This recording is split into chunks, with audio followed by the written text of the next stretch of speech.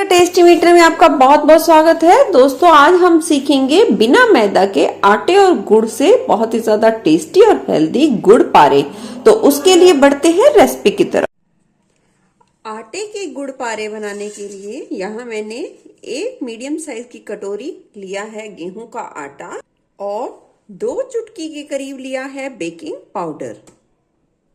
अब आटे में लगाएंगे मोयन। हम इसमें डाल देंगे घी। जितना हमने आटा लिया है उसका 1/4 हिस्सा हम इसमें घी का इस्तेमाल कर सकते हैं और इसे अच्छे तरीके से मिलाएंगे ताकि मोयन आटे में अच्छे तरीके से मिक्स हो जाए।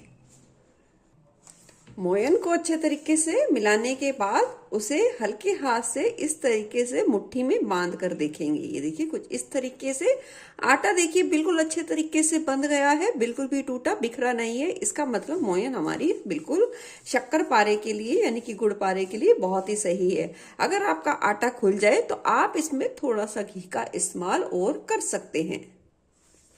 अब हम आटा लगाएंगे, इसमें डालेंगे थोड़ा थोड़ा करके पानी। आप चम्मच की सहायता से भी पानी का इस्तेमाल कर सकते हैं। बिल्कुल थोड़ा थोड़ा करके ही पानी को डालना है और आटे को सख्त इकट्ठा करना है, यानी कि आटे को यहाँ हमने गुड़ पारे के लिए टाइट लगाना है। आटे को इकट्ठा कर लिया है। अब आटे को हम सिर्फ 1 मिनट के लिए ही इसे हल्का सा गूंथेंगे। ज्यादा आटे को बिल्कुल भी नहीं गूंथना है। ज्यादा गूंथने से क्या होगा, हमारे गुड़ पारों में परतें बिल्कुल भी अच्छे तरीके से उभर कर नहीं आएंगी। आटे को हमने 1 मिनट के लिए गूंथ लिया है। अब आटे को ढककर हम 5 से 7 मिनट के लिए रेस्ट के लिए छोड़ देंगे। 5-7 मिनट बाद गुड़ पारे के लिए आटा बहुत ही अच्छे तरीके से सेट हो चुका है।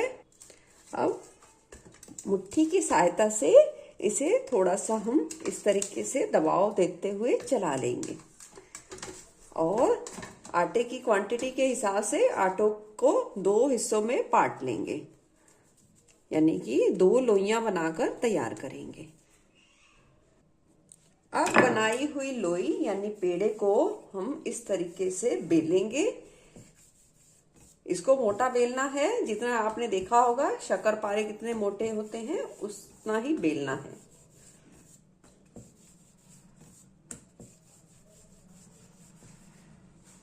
लगभग मैंने आधा इंच के करीब मोटाई रखी है। अब ये जो एक्स्ट्रा किनारे हैं इन्हें काट लेंगे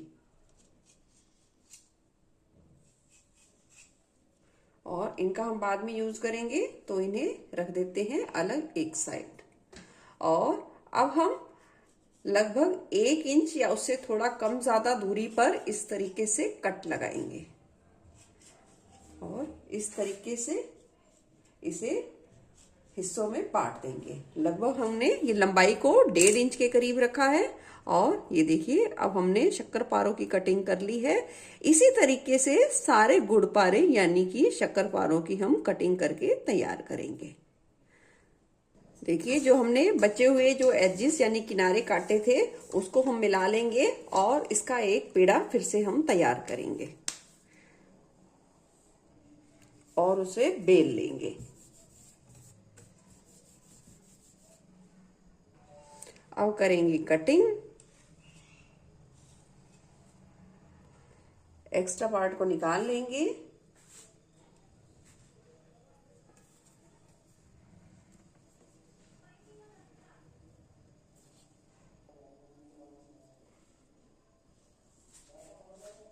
सभी गुड़ पारों को काट के हमने तैयार कर लिया है और इधर हमने कढ़ाई में तेल भी डाल दिया है। तेल को यहाँ हमने बहुत ज्यादा गर्म नहीं करना है, हल्का ही गर्म रखना है और हल्के गर्म में हम डाल देंगे गुड़ पारे। देखिए गुड़ पारे हमने डाल दिए हैं और आप देखोगे कि कुछ सेकंड के बाद हल्की हल्की बबल्स उठेंगे, यानी कि तेल इतना ही गर्म होना चाहिए। ये ना हो कि आप गुड़ पारे डाल दीजिए और एकदम से वो फ्राई होने लग जाएं। थोड़ी देर लगनी चाहिए उनमें बबल्स फूटने के लिए। अब गुड़ पारों को कम से कम लो फ्लेम पर हम 8 से 10 मिनट के लिए ऐसे ही छोड़ देंगे, यानी हम इसे बिल्कुल भी नहीं छेड़ेंगे, बिल्कुल नहीं हिलाएंगे। 3 से 4 मिनट बाद देखोगे, देखिए तेल थोड़ा सा खोलना शुरू हो गया है, पर अब भी हम इसे बिल्कुल भी नहीं छेड़ेंगे और थोड़े से फ्राई होने देंगे, क्योंकि हमने इसे मोयन डाला हुआ है। ये खस्ता है, बहुत नरम है, तो अगर हम कच्चे छेड़ेंगे तो वो टूट सकते हैं। इसलिए जैसे जैसे तेल में फ्राई होने लग जाएंगे वैसे वैसे ही वो थोड़े से टाइट होना शुरू हो जाएंगे। 8 से 10 मिनट बाद देखिए तेल थोड़ा सा और भी ज्यादा खोलने लग गया है। अब हम इसे इस तरीके से हल्के हाथों से इस झरने की सहायता से यानी छलनी की सहायता से अलट पलट करेंगे। और अब हम लो फ्लेम पर ही इन गुड़ पारों को अच्छा खस्ता होने तक फ्राई करेंगे और बीच बीच में हम इसे अलट पलट करते रहेंगे यानी कि चलाते रहेंगे। जब लगे आपके गुड़ पारे बहुत ही अच्छे तरीके से सिकने वाले हैं तब आप गैस की फ्लेम को थोड़ा सा बढ़ा सकते हैं यानी कि मीडियम पर रख सकते हैं और गुड़ पारों को अच्छा खस्ता और सुनहरा होने तक आपको गुड़ पारों को सेकना है।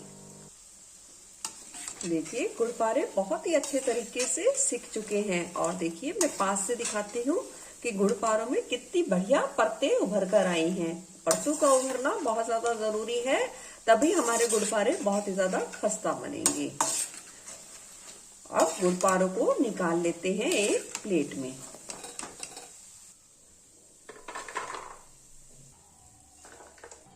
देखिए तोड़ के दिखाती हूँ, बहुत ही ज्यादा खस्ता बना है। अब गुड़ पारों के लिए बनाएंगे गुड़ की चाशनी। फिर से ली है हमने कढ़ाई, हमने जितना आटा लिया है उतना गुड़ लिया है। मिठास आप कम ज्यादा कर सकते हैं अपने स्वाद के अनुसार। डाल देंगे गुड़ में 1/4 कप के करीब पानी। गुड़ और पानी को अच्छे तरीके से मिलाएंगे और गुड़ को अच्छे तरीके से घुलने तक का वेट करेंगे। गुड़ को चलाते रहना है। गुड़ क्या होता है, किनारों से जलने लग जाता है जल्दी ही, तो सारी मेहनत और बेकार हो जाएगी और अजीब सी खुशबू यानी कि अजीब सी स्मेल हो जाएगी गुड़ पारों में, तो इसलिए चलाना बहुत ज्यादा जरूरी है। गुड़ जैसे ही पिघलने के लगभग हो जाएगा, गैस की फ्लेम हम लो टू मीडियम पर करेंगे और गुड़ के लिए यानी कि गुड़ पारों के लिए बनाएंगे गुड़ की एक तार की चाशनी। तो 2 से 3 मिनट उबलने देंगे। देखिए जब गुड़ उबलने लगता है तो इस तरीके से झाग बनने लग जाती है, तो हम 2 मिनट के लगभग हम लो फ्लेम पे उबलने देंगे। अब गैस की फ्लेम लो पर कर देंगे। गुड़ जैसे ही पकने लग जाएगा उसमें थोड़ी थोड़ी सी खुशबू हो जाएगी और कलर से वो थोड़ा सा गहरा भी हो जाएगा यानी कि हल्का डार्क होना शुरू हो जाएगा। अब 2 मिनट बाद चेक करते हैं। करछी की सहायता से इस तरीके से गुड़ को हम गिराएंगे और देखेंगे लास्ट में धीरे धीरे ये बूंदे गिरनी शुरू हो गई हैं चाशनी की,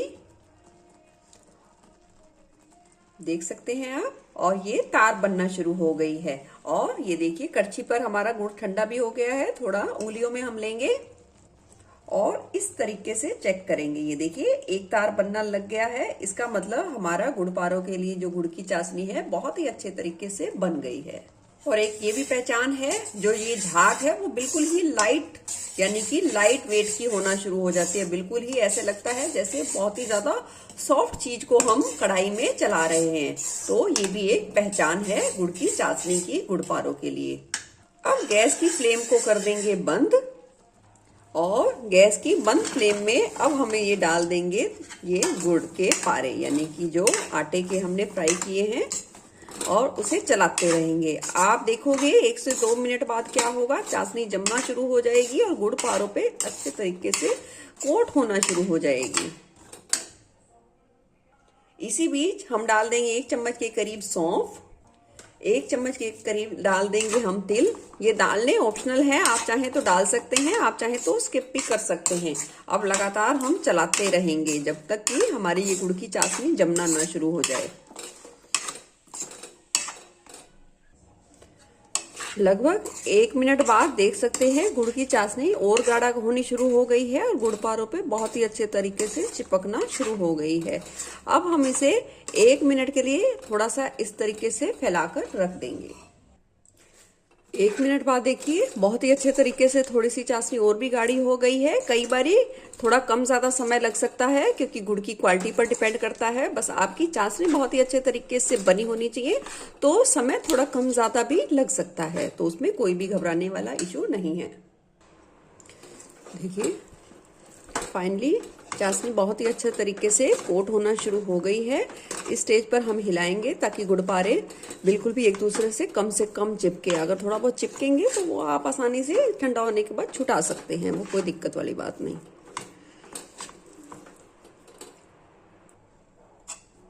देख सकते हैं गुड़पारे बहुत ही अच्छे तरीके से कोट हो गए हैं और देखिए जो चिपके हैं उनको हम अलग कर लेंगे। अब गुड़ पारों को हम निकाल लेंगे एक प्लेट में और थोड़ा ठंडा होने के लिए छोड़ देंगे।